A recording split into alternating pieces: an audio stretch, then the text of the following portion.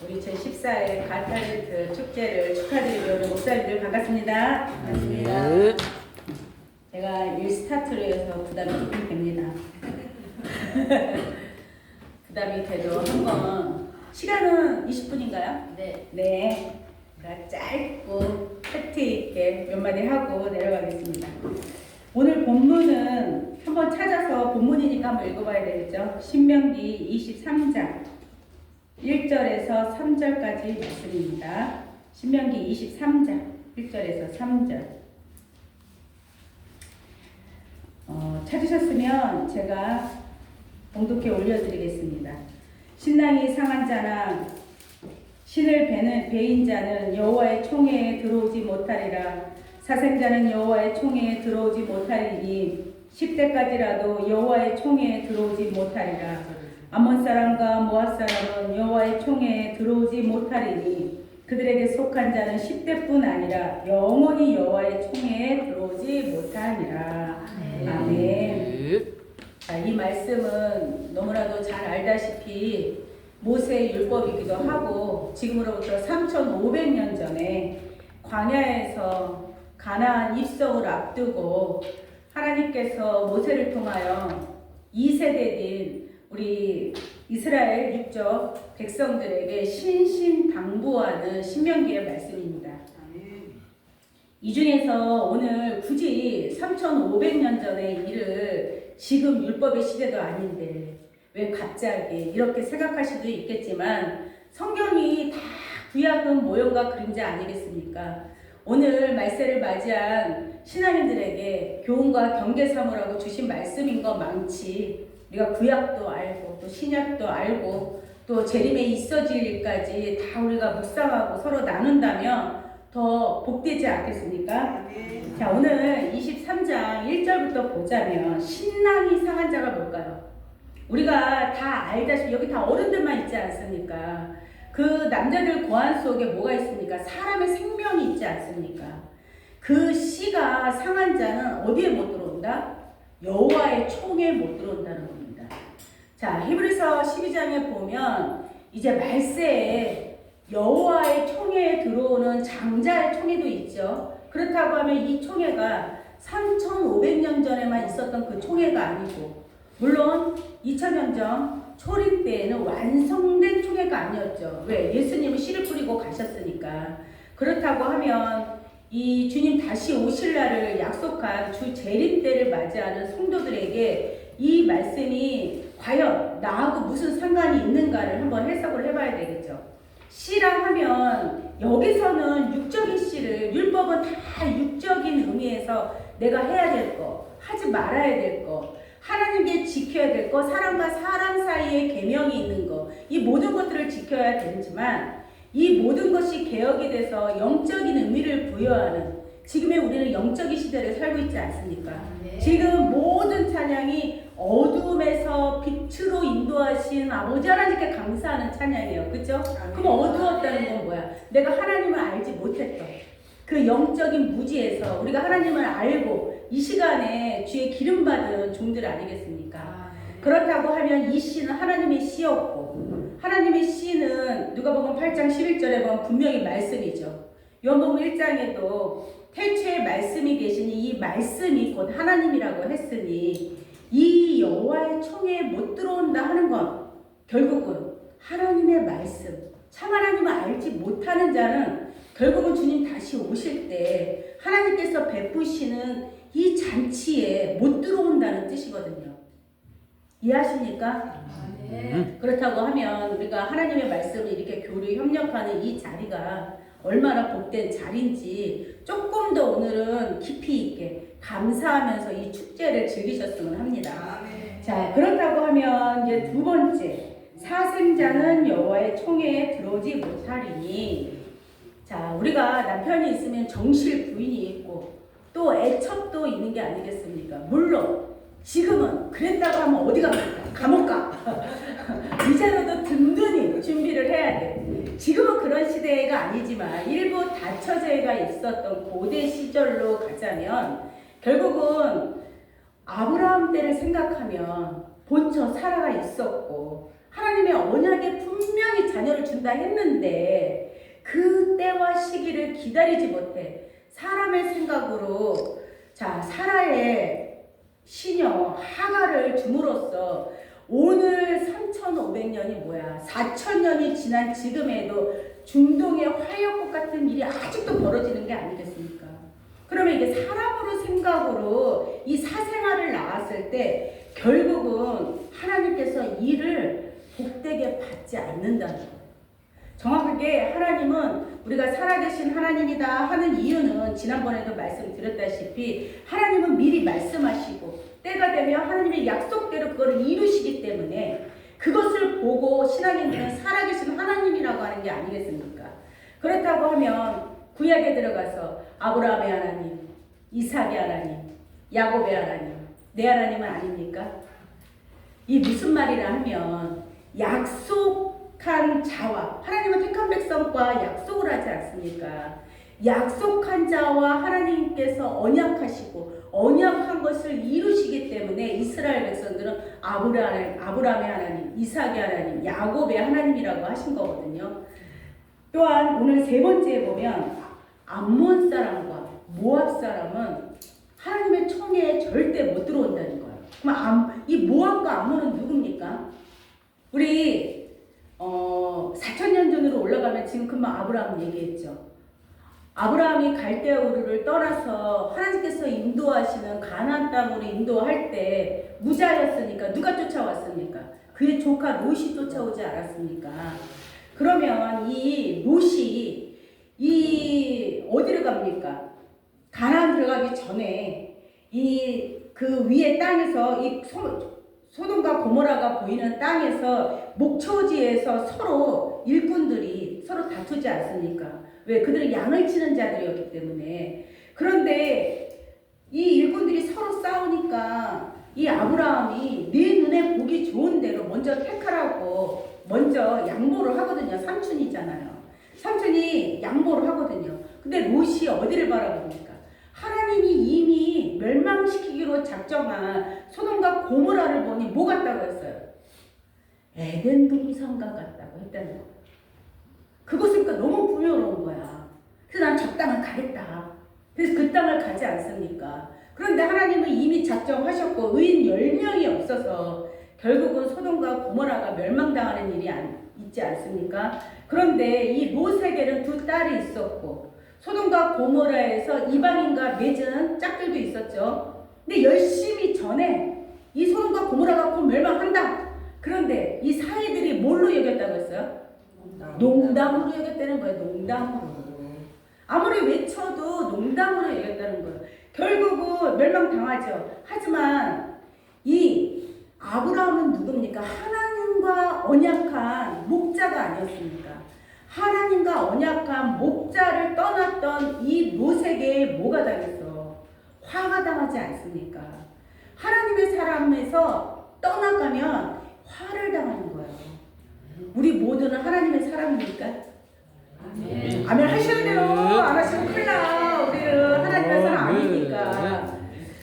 이 롯이 하나님이 택한 목자를 떠났을 때 화를 당했고 어쨌든 하나님께서 아브라함을 생각하셔서 롯을 구원하지 않습니까? 그러나 그 와이프는 이 세상 것을 못 이겨서 소금기둥이 됐고 두 딸이 롯과 그곳을 탈출하죠. 그러고 나서 신랑들을 잃었으면 다른 고장에 가갖고 신랑을 맞이하면 되는 게 아니겠습니까? 그런데 여기서 또 뭐가 들어가? 사람의 생각과 그 생각이 일반적인 생각입니까? 고대에도 말 같지 않은 생각이었었는데 오늘날로 치자면 이거는 뭐 폐륜 아닙니까? 폐륜 진짜. 아버지에게 술을 먹이고 후대를 만들자 하면서 만든 자들이 누굽니까? 이 모압과 암몬입니다.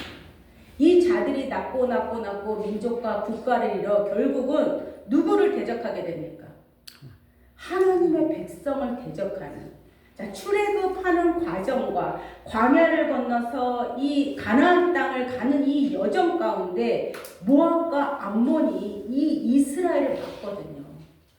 그러면 이게 3,500년 전의 일인데 왜 이 일이 지금 지금하고 또 무슨 상관이 있느냐? 지금 모압과 암몬이 어딨고 그런 게 어딨어? 하겠지만은 이게 계시록 2장 14절에 보니까 이 모압이 누굽니까? 이 발람이라는 이방 선지자를 택해서 하나님의 백성을 저주하라고 발탁을 하지 않습니까? 그런데 그때는 하나님의 사자가 나타나서 이거를 왜 나귀가 말을 하게 하지 않습니까? 그래서 그걸 통해서 막지만 결국은 부활의 사건을 통해서 불의한 재물을 받고 자 이스라엘 백성들을 깨어서 민수기 25장에 보면 나옵니다. 모압의 신들에게 제사를 같이 드리자 청하자 하면서 누굴 초청합니까? 이스라엘 남정네들을 초청해. 예쁜 여자 보면 예나 지금이나 그렇죠? 마다하지 않아 우리 남자들은. 그래서 그들에게 제사만 지낼 뿐 아니라 어떻게 합니까? 음행을 저지른 거야. 음행을. 이것이 주님 다시 오실 때를 기록한 요한계시록 2장 14절에도 똑같이 나옵니다. 발람이 발락을 꼬드겼고 하나님의 종들에게 뭘 먹여서 우상의 제물을 먹였다는 거예요. 3500년 전에 광야에서 일어났던 일이 주님 다시 오실 날에도 그러면 그때 죽었던 발람과 발락이 살아 돌아온다는 얘기가 아니지 않습니까? 이 발람과 발락 같은 행위를 하는 자가 마지막 때도 또 나타난다는 겁니다. 그래서 하나님의 종들에게 우상을 먹이고 절을 하게 하고 범죄케 한다는 이 뜻을 우리가 상고하지 않는다면 과연 나는 그 게임에 안 넘어갈 수 있는가? 그쵸? 그 당시에는 육적으로 바라본 모압 여성의 이쁜 것을 보고 그들의 신에게 제사하고 그리고 음행을 저질렀지만 오늘날은 뭘로? 어떤 걸로 음행을 저질러요? 어떤 걸로? 여기 육적으로 너무나도 깨끗하신 우리 말씀. 그렇죠. 하나님의 말씀으로 음행을 저지른다는 거야. 이게 영적인 간음이 아니겠습니까? 이 말씀을 오늘 이 신명기 23장을 통해서 우리가 한번 되돌아본다면 자, 9월에서 이 민수기 25장에 이러한 일이 있었습니다. 이러한 일이 있었고 그러면 이때 뭐가 됩니까? 하나님께서 야 모세에게 명하십니다. 지파의 두령들을 다 데리고 와서 모가지를 저 태양 아래 다 나무에 달라는 거예요. 그렇게 해도 하나님이 분이 안 풀려. 하나님이 제일 싫어하는 게 뭡니까? 음행이거든요. 음란이고 영적으로 육적으로 하나님의 백성이 타락하는 거 제일 싫어하는 분이 하나님이 아닙니까? 우리가 육적으로 봐도 우리 자녀들이 타락하는 걸 어떻게 봅니까? 똑같은 이치란 말입니다. 그렇다고 해서 9월에서 이 하나님의 마음을 연병이 돌았을 때 가장 시원케 한 자가 누구였죠? 아론의 손자 비느하스가 그쵸? 아론의 손자 비느하스가 짠! 나타나서 이자들을 하면서 장막에서 그 고스리 사건에 대해서 알지 않습니까? 미디안의 여자와 해서 이 위에서 참으로 꼬챙이처럼 남녀를 꿰서 하나님의 마음을 질투하는 하나님의 마음을 시원케 해주면서 그 연병이 그치거든요. 그럼 오늘날 우리는 과연 하나님의 마음을 누가 시원케 해줄까요? 누가? 저요 해야죠. 여기서 전부 다 저요 해야 됩니다. 그렇죠? 주차장 목사님, 내가 하나님의 마음 시원케 해줘야 됩니다. 아멘. 음행하는 모든 자들은 자 어떻게 할 거야? 하나님의 영적 간음으로 이 말씀을 가지고 이거다 저거다 하면서 자기 멋대로 푸는 자들 굉장히 많지 않습니까? 그러면 그 자리에 나타나서 내가 들어보니 이 말이 아닌 것 같아. 그러면 어떻게 해야 됩니까? 당장 주리를 틀어야 됩니까? 말씀으로 깨우쳐야죠. 그렇죠. 그렇죠. 지금은 육적으로 폭력을 휘두르는 시대가 아니지 않습니까? 서로 이렇게 나누면서 깨닫게 해주기 때문에 이 자리가 아름다운 거거든요. 제가 늘 이 자리에 쓸 때마다 너무 감사하고 아름다운 모임이다. 정말 복된 모임이다. 이 자리가 계속 우리가 주님 오실 때까지 지속돼야 된다 하는 이유가 이 말씀 때문이거든요. 영적인 간음과 육적인 간음이 얼마나 하나님 보시기에 무서운 건지 우리가 이 말씀을 통해서 서로 깨닫는다면 이 발락이라는 자가 발람을 깨워서 하나님의 백성을 다시 한번 꼬드겨서 우상의 제물을 먹이고 또한 범죄케 하는 일이 없어야 되는 거 아니겠습니까? 그래서 오늘 짧게 준비했습니다. 어차피 시간도 20분밖에 안 주지 않습니까? 그래서 5분이 남았어요. 5분이 남았다고 하면 자, 우리가 이 부활의 사건을 통해서 나는 뭘 느낄 수 있습니까? 나는 이 부활의 사건을 위해서.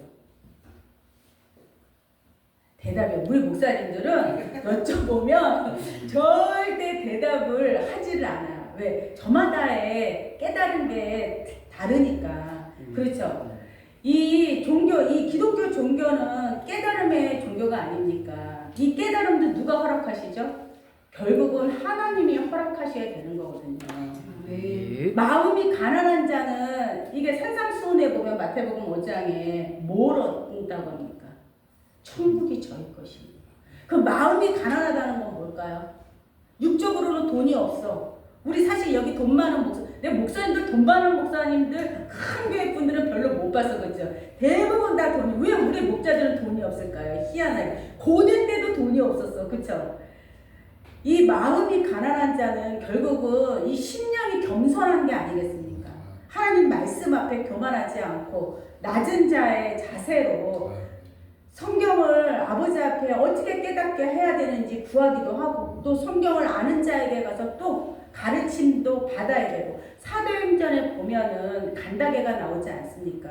에디오파의 국고를 맡은 자들 빌립이 그 명령을 받고 성령에 이끌려 가서 그 간다게가 보고 있는 성령을 어떻게 합니까? 성경을 물어보지 않습니까? 이 성경에 대해서 아느냐? 가르치는 이가 없는데 내가 어떻게 아냐 이거야. 그냥 눈으로 보고 있는 거야 이게. 그래서 글을 내려서 가르쳐주고 거기서 세례를 주고 다시 자기 나라로 돌아가는 일이 있지 않습니까? 배우면은요 부끄러움이 없습니다. 그쵸? 네. 오죽했으면 예수님이 나에게 올 자는 어린아이 같은 마음이 있어야지 내게 온다고 하지 않습니까? 배움에 무슨 부끄러움이 어디 있습니까? 특히 하나님은 생명이고 말씀이 생명인데 말씀은 배우는 일에 부끄러움이 어디 있습니까? 누구든 하나님의 말씀을 나보다도 조금이라도 더 알고 있으면 저는 가서 배우거든요. 저는 많은 데 가서 배웠어요. 진짜로. 왜? 가르쳐주는 이가 없어.